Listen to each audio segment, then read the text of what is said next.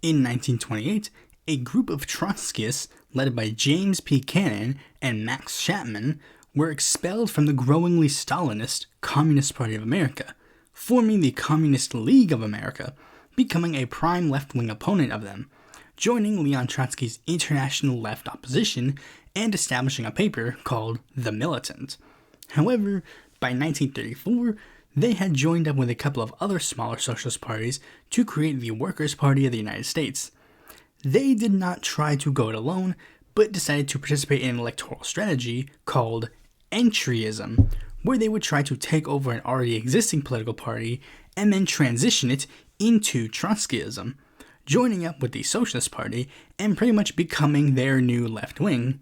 However, by 1937, the heads of the SPA had formally voted to expel them from the party, and they all decided, hey, if nobody else wants us, let's go solo, and they formally decided to create a new political party called the Socialist Workers Party.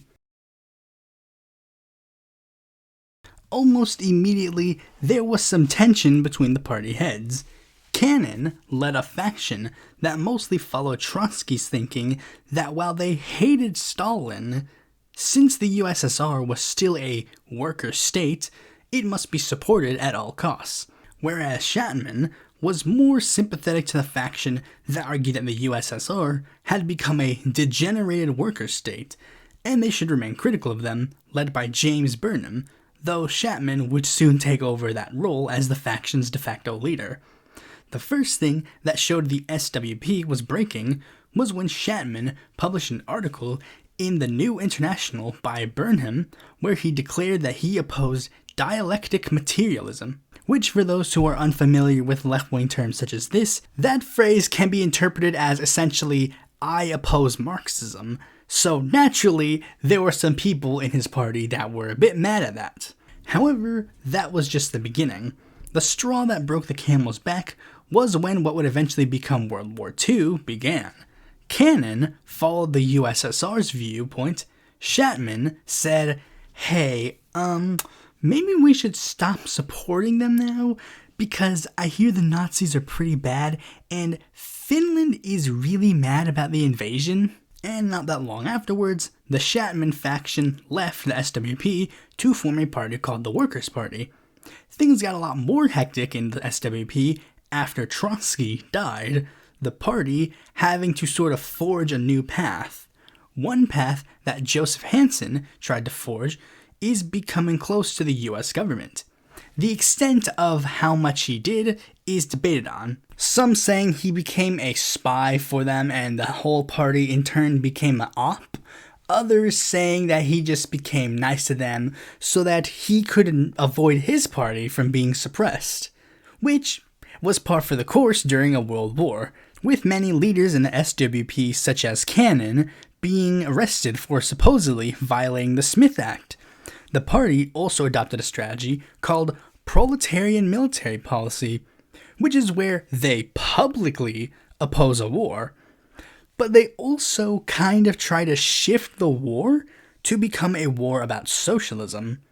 Both of these led to the Militant to switch editors very frequently, which didn't really matter as the post office refused to mail certain issues and even tried to get their third-class mailing permit revoked. Despite this, the party did remain active in labor and African American causes such as A. Philip Randolph's March on Washington movement. Things were not as good now, but as the war ended, the SWP sought to change that. After the war ended, the SWP and the Fourth International expected that there was going to be a lot of communist revolutions around the world. And while there was a couple of revolutions that did lead to the overthrow of capitalism, they ended up only benefiting parties that followed the Stalinist model. The SWP wanted to help stop the rise of Stalin-style communism by becoming a leading group in the Fourth International to make things better. They even tried to get back together with Schatman's Workers' Party. While the merger didn't end up happening, a faction of members from the Workers' Party, led by C.L.R. James and Raya Dunayevskaya, were getting impatient with the Workers' Party's more cautious tendency and split to rejoin the SWP, while still holding views that were not orthodox Trotskyism like the SWP. Around the same time, the official no-strike rule during the war had officially ended, so naturally, the SWP was helping out striking workers any way they could, building a backbone with them. With all of this going on, it was finally time for the SWP to get involved in presidential politics. Yes, in a year where the left vote was already very heavily split, why not add one more voice to the pot? In fact, them wanting to add another voice to the pot actually angered another faction within the party called the Global Class War faction led by Sam Marcy, who wanted the SWP to officially back Henry Wallace's presidential bid. But instead, the party itself chose to nominate a ticket of editor of the Militant, Farrell Dobbs, for president, and party activist Grace Carlson as his running mate, both of whom were part of a mass SWP jailing that happened around the time. They ended up getting 0.03% of the popular votes. By the 1950s, America was starting to get sick of leftism. Enter Joe McCarthy to start spewing the anti-leftist vitriol that came to dominate the mainstream discourse of the era. However, while all this was going on, the SWP was facing some interesting fights of their own. But first, the 1952 election. Dobbs was renominated for president, and activist Myra Tanner Weiss was chosen as his running mate. They managed to get 10,312 votes. That performance earned Dobbs a nice place as the party's new national secretary, and he had his work cut out for him. He had to figure out how to adapt the older, die-hard Trotskyist party's ideology in order to appeal to the new, younger leftists in the US, thanks to the growing civil rights and students' movements. Marcy's faction thought that maybe they should start adhering to the ideology of Mao Zedong in China, which was met with hesitancy given Marcy's other views on issues, such as disagreeing on what the major cause of the Korean War was. Dobbs saying that it was imperialism, Marcy saying that it was class-based. The infighting made the SWP's repeat ticket of Dobbs-Weiss getting only 7,797 votes. Around the same time, there was a revolution in Hungary against the USSR, which led to more disagreements with the Socialist Workers Party. Marcy sang "Go Soviet Union," while Dobbs says "Go Hungary." This conflict actually leading to the development of a term that you all may be familiar with those who agreed with the Soviet Union in this particular issue being labeled as Tankies, which led to the Marcy faction to officially leave the Socialist Workers Party and form a new political party called the Workers' World Party, leading to the SWP's membership to decrease significantly. Weiss also became the leader of another faction of the party which adhered to the ideology of Schatman, but they remained on good terms with the SWP for now. Around the same time, the Cuban Revolution happened, which made Dobbs shift the party's ideology to be more aligned with Castroism. Now, that entailed not only having a strong sense of class struggle, but also racial issues, which led the party's membership to start shifting in the other direction. As the decade changed, so too did the amount of people who called themselves leftist, but that did not mean they all agreed. Some decided to work with the Democrats, some joined currently existing left-wing parties, some would later form new ones. The SWP was no exception, with many members having differing views on relatively minor issues, which led to factions in the party to form. But the issues were not enough to make them split. They were still united behind the Dobbs-Weiss ticket, which got 0.06% of the votes. However, that uniting did not last long, as the many factions were starting to get more and more angry with each other. Most prominently, the revolutionary tendency, led by James Robertson and Tim Woolforth, which heavily disagreed with Dobbs on Cuba, arguing that it was still a deformed worker state. After hefty debate, the group split off and created the Socialist Equality Party.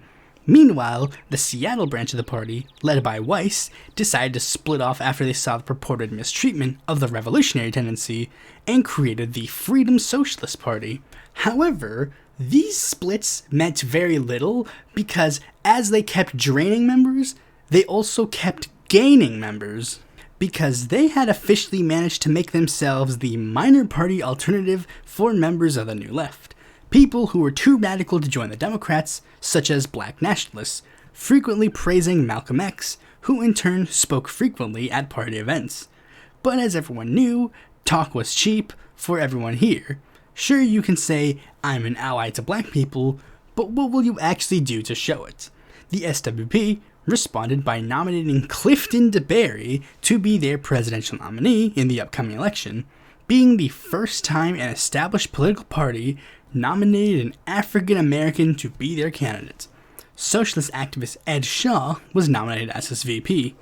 They ended up getting 0.05% of the vote.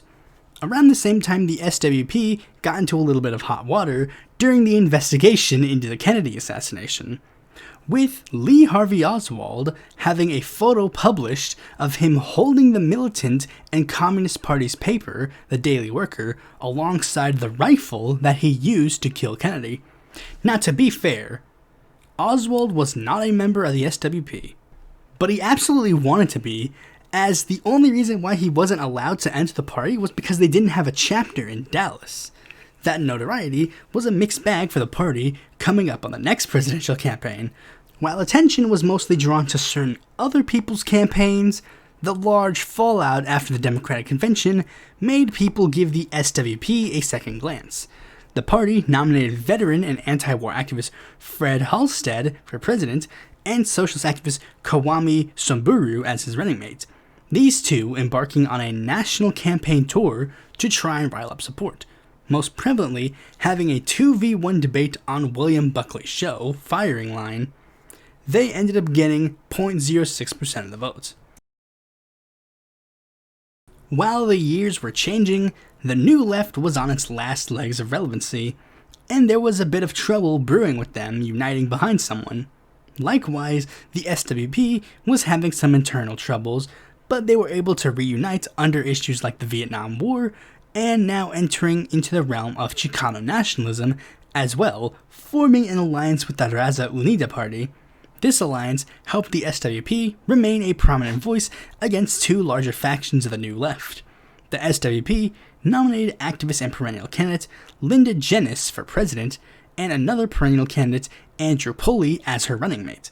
However, there was a huge problem, as Jenness was only 31 years old and Pulley was 20, so that means the SWP would be kicked off of certain states' ballots due to her age, their solution actually being rather simple: nominating other tickets to be in those states.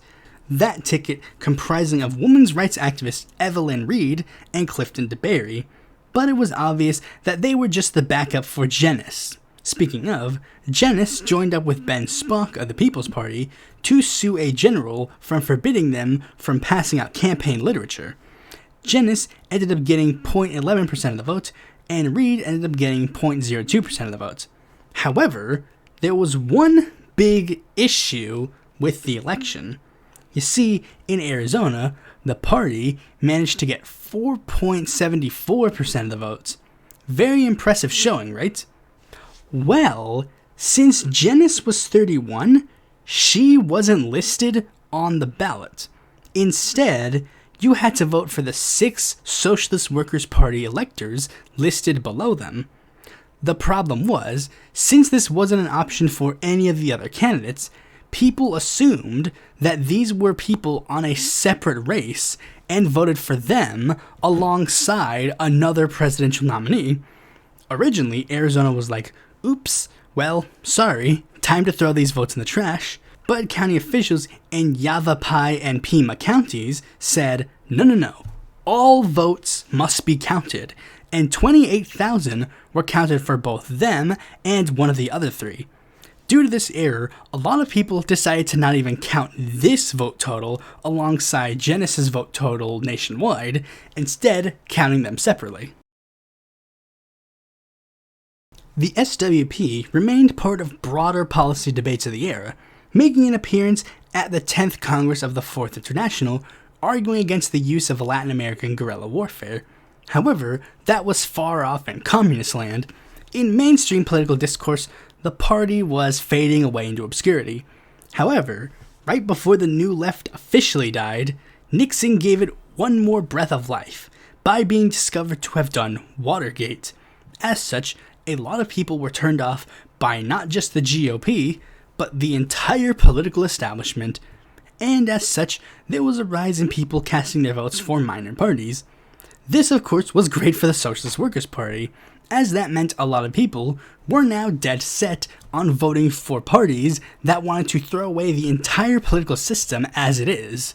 Which is good if you are a socialist political party whose whole point in running in America is throwing away the entire system as it is. The SWP nominating a ticket comprising of 1967 Berkeley mayoral candidate Peter Cameo for president and 1975 Chicago mayoral candidate Willie Mae Reed for vice president. As stated before, Cameo got a boost in support due to the fallout of the Nixon administration, which translated to a pretty okay amount of media coverage, such as an interview on Black Perspective on the News. By the end of the election, he managed to get 0.1% of the votes, the most votes that any Socialist Workers Party nominee got. However, that was simply a small bump, as young people of the New Left were now growing up and started focusing on other things. This actually made the party heads decide to adapt their strategy, telling their members 3 simple words: get a job. More specifically, they told their members to get blue-collar jobs as a way to build support for their party and push for further class conflict. They even went so far as to tell some members to basically become Socialist Worker Party carpetbaggers in order to make their support more nationwide. However, not everybody was supportive of the idea.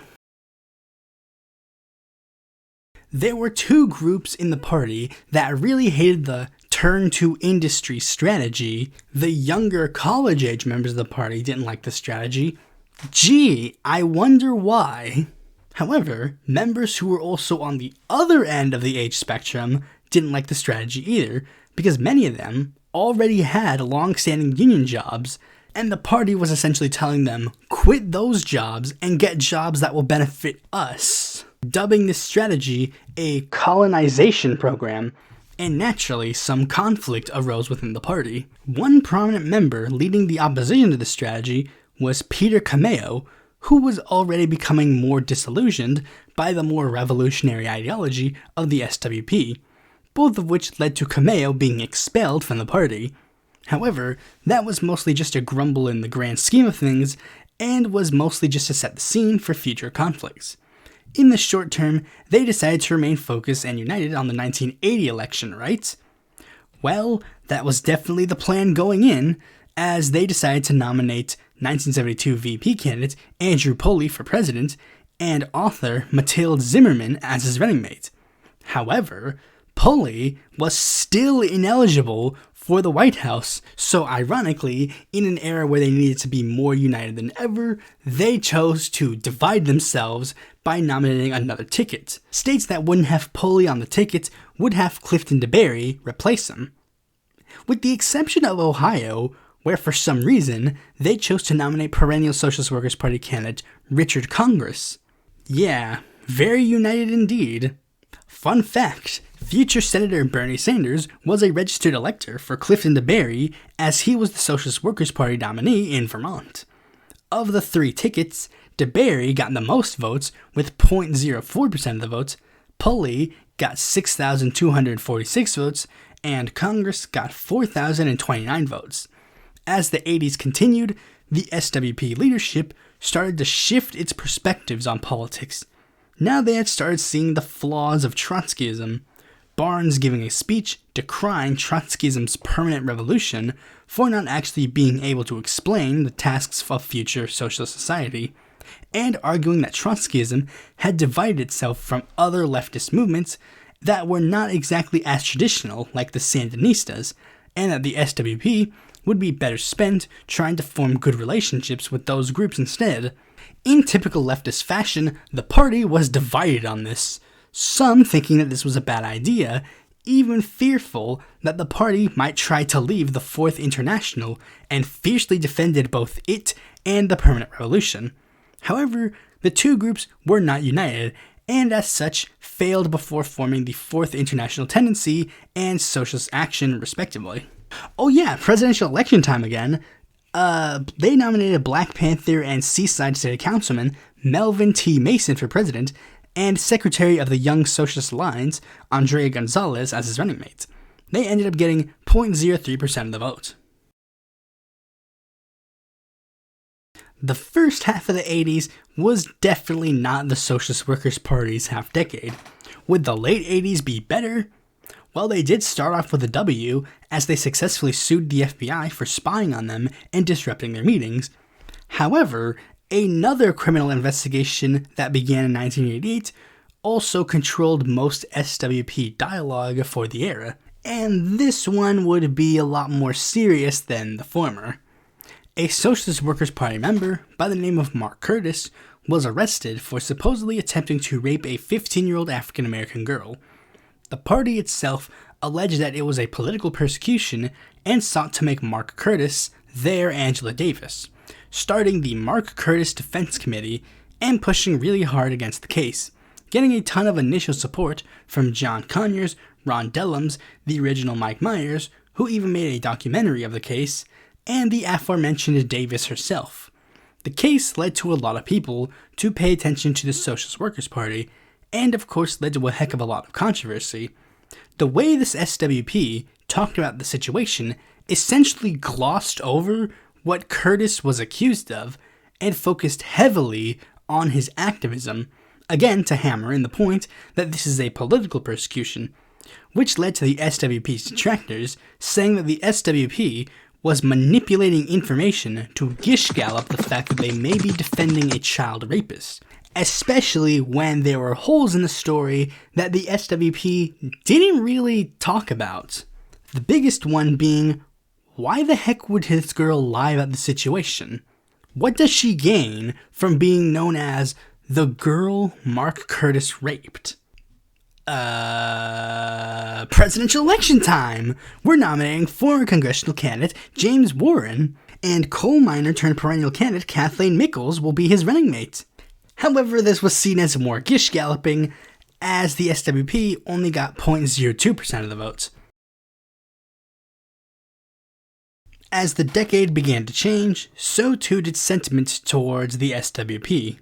You see, by this point, the Curtis story had essentially fallen apart, to the point where a book was being written on the subject, outright saying the SWP lied to the broader labor movement. And things did not get better when it was discovered that the same affiliate of the Socialist Workers Party he was in also covered up the rape that a different member did. So concerns raised about the SWP, defending a supposed child rapist, lost any supposedness in the case. After that egg in their face, the SWP started to get a bit of decline in members, losing support to Lenore Fulani and Ronald Daniels. That did not deter the SWP into running James Warren again for president and renominating Willie Reed for their VP slot. They ended up only getting 0.02%. 1996 was an eerily similar situation, except replaced two candidates with a more consolidated front via Nader and his newly made Green Party. The SWP was again undeterred and nominated a new ticket composed of activist James Harris for president and union organizer Laura Garza for VP. They got significantly less votes in this election, only getting 8,463 votes. What's worse for them is that their old buddies, the Workers' World Party, got around 3 times that support. Very similar things can be said about the 2000 election. Harris was renominated for president, and activist Margaret Trow was nominated to be his running mate. Again, since there were larger candidates to scratch the lefty itch, they ended up only getting 7,378 votes. As the US entered the war in Iraq, there was a rise in left-wing activity due to them easily putting themselves into the anti-war movement. One group that greatly helped the unification was the group Act Now to Stop War and End Racism, or ANSWER Coalition. While they were founded by their old girlfriend, the Workers' World Party, the overlap of their ideologies did help the aging SWP enter in this new era of anti-war activism, and being very active in Vietnam activism earned them a lot of respect as well. One of their prominent figures from around the era, Cameo, even getting involved in the 2004 presidential election. Not with the SWP, but still there. Instead, they nominated Roger Calero, a Nicaraguan journalist and activist who was threatened with deportation in 2002 after a 14-year-old marijuana charge. A perennial candidate named Aaron Hawkins was nominated to be his running mate. However, there was issues with both of them because neither of them met the qualification to be president. Hawkins was only 28 years old, and Calero was a permanent resident rather than a U.S. citizen. So in a couple of states, the 2000 ticket was nominated in their place to guarantee the SWP a ballot line. This of course led to the usual results to be split, the main ticket getting 3,677 votes, and the backup ticket getting 7,411 votes. However, even combined, they did worse than a party that was running a prisoner and was only on the ballot in one state. 2008 was very much the same story, but with one name change, nominating perennial candidate Allison Kennedy to be his running mate instead. And again, since Calero wasn't a citizen, he had to be replaced with Harris. The ticket comprising of Calero Kennedy getting 5,151 votes, and the ticket comprising of Harris and Kennedy getting 2,424 votes. Although don't count them out quite yet. Opposition to the two-party system seemed to be on the rise. You see, foreign policy sort of was when the issues began, but now it was starting to trickle into domestic policy. Maybe if there was a big enough issue and there was a big enough cause, they could actually regroup and form something bigger and better than before. As the new decade arrived, a new wave of politics emerged. On the right side of the aisle, the Tea Party. On the left side of the aisle, we had Occupy. While one side had a lot of rich guys throwing money to trick some disgruntled poor people, the other was the poor people fighting back. Which was good and bad to a degree. The movement was very decentralized and built from the ground up. And while that showed it was more genuine and less susceptible to corruption, it made the movement come off as very unfocused. Like they knew what the problems were, but couldn't really find a solution to said problems. And since there were no billionaires giving money to the people who supported reining in Wall Street, the people the occupiers supported were less centralized than the Tea Partiers, basically exclusively focusing on minor party support. One such party that wanted to take this support for themselves was the SWP. While they were not their first choice, they still threw their hats in the ring. They nominated James Harris for president and two-time New York candidate Maura DeLuca as his running mate. For this section, I will also mention the two other candidates the party chose to run the cycle, Deborah Liatos in New York District 13 and David Rosenfield in Iowa District 3. Why am I mentioning these two? Well, because when election day came, the Harris-DeLuca ticket got 4,115 votes. Meanwhile, Liatos got 5,533 votes, and Rosenfield got 6,286 votes. A person on the ballot in 6 states got less votes than people who were literally on the ballots in one electoral district. As you can tell, things were looking pretty bleak for the SWP. Keeping up with that previous trend, politics had gotten a bit more radical than last time. One of the biggest changes came from a major party candidate running as an open socialist, which worked really well to introduce the ideas of socialism to a general electorate in a positive way. This boded well for every party that had the word socialist in their name, cause it basically meant instant notoriety, and basically every socialist party made good use of that. However, there was a bit of contention on what to do with it. Some leaned very much into Bernie as a stepping stone for their own candidacies, while others were more critical of him. The SWP kind of took a little bit of a middle ground. They definitely differentiated themselves from him, but they also didn't just kick him and his supporters to the curb in order to feel leftier than thou. The nominee that they chose to represent them was 2008 vice presidential nominee Allison Kennedy and 2015 Philadelphia mayoral candidate Osborne Hart. She ended up making the rounds due to her being a socialist, but more radical than Bernie. They ended up getting on the ballot in 7 states and ultimately got 12,467 votes, a huge leap in support, again helped by Bernie Sanders' 2016 run, raising socialism's profile. After the last presidential election made socialism more accepted, socialist and other left-leaning groups started getting some steam. Will this momentum lead to a massive influx of support for the SWP? Well, the ones who were not opposed with working within the Democratic Party more than likely joined DSA or the CPUSA. Ones who were exclusively interested in third parties but were not too radical would join the Greens or the Movement for a People's Party. And if you were too radical for any of those, you were more than likely to back the Party of Socialism and Liberation, so the SWP really didn't have that much room to grow. That didn't stop them from continuing on as if they were. What did stop them was issues regarding ballot access, as while they had been pushing hard for people to run, they didn't have enough resources to make sure that a lot of their candidates qualified for the ballot. So it was either nothing or write-in bids with the occasional ballot candidacy. It didn't matter much, as they could continue focusing on union organizing and writing for the militant. Things would basically be like that until 2020, as it is now time for the presidential election. They renominated Kennedy for president and chose Pittsburgh City Council candidate Malcolm Jarrett as her running mate. Due to the 2020 cycle not being too favorable to minor parties, they only got 6,791 votes. And that's basically where things have to end off, because aside from publishing stuff in the militant, and again, running candidacies that may or may not end up getting on the ballot, the SWP really doesn't do much. In fact, many of their members are so old that they don't really have an online presence outside of the militant website. And I don't really know what their plans are for the next presidential election, but we'll just have to wait and see on that.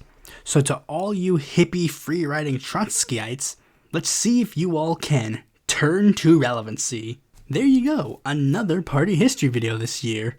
Man, if only I didn't waste the first year on getting a ton of them out of the way, maybe I'd have more to talk about. Thanks for watching this video. Be sure to like, comment, share, and subscribe, and click the bell to notify when a future video of mine comes out. And if you're interested in more content from me, you can go to our website, follow me on Twitter, join my Discord, or consider supporting me on Patreon.